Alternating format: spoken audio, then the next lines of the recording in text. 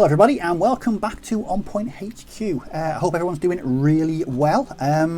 Just doing a very quick update video into my Stalingrad Germans for bolt action.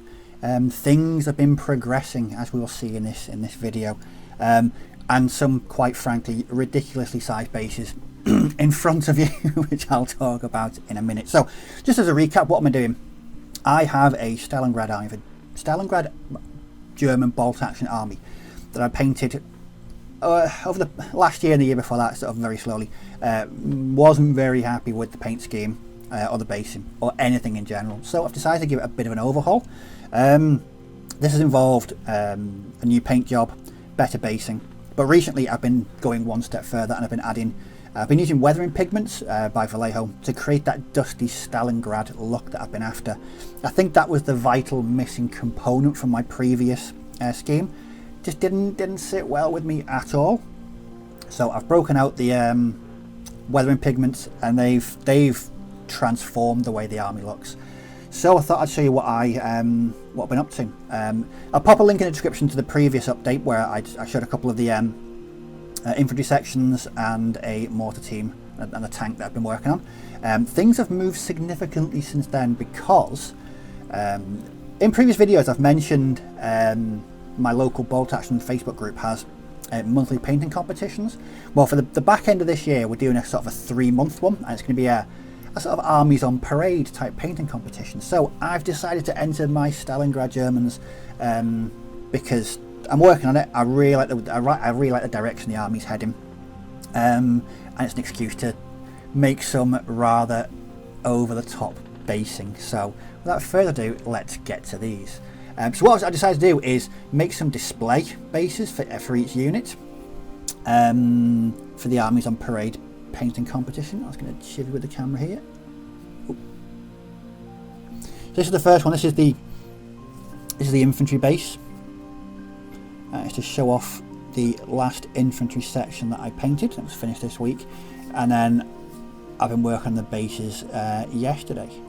As you can see, it's built from my favourite go-to material, corkboard, some filler, some grit, some balsa wood. I'm very happy with how these have turned out. Really chuffed. I've not gone over the top with the snow. The look I'm going for is sort of not 100% winter, so no massive snow drifts, just a smattering of snow on the floor and the walls. But as you can see, that is the infantry section. So that's all 4 8-man sections now completed. And what the aim for the painting competition is for every section is going to get its own display base. Then that's going to go on a bigger base. So I'm going to go completely over the top with the main base. I'm so looking forward to that. I can barely contain myself.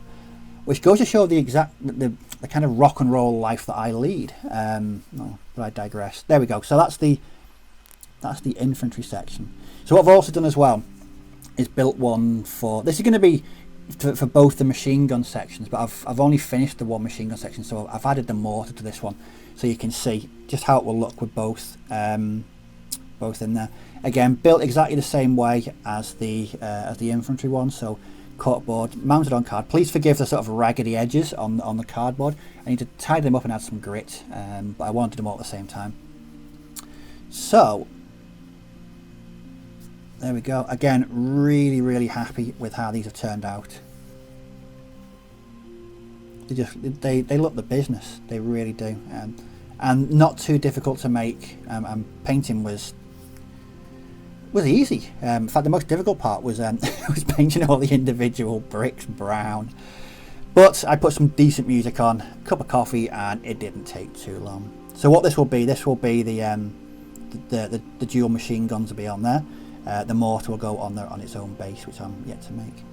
So that's 2 down. I think I've got to make 4 of these, because what I'm going to do is all the HQ, so the 2 HQ sections, the medic, the forward observation team, and the sniper will all go on one big base. Then there'll be a base for the tank as well, and all the other infantry sections. So what else have been completed? So speaking of the HQ section, it's now completed. So what I've opted with this one is, rather than just do 2 individual bases, very early on in the project I opted to put this on the HQ section on just one big base.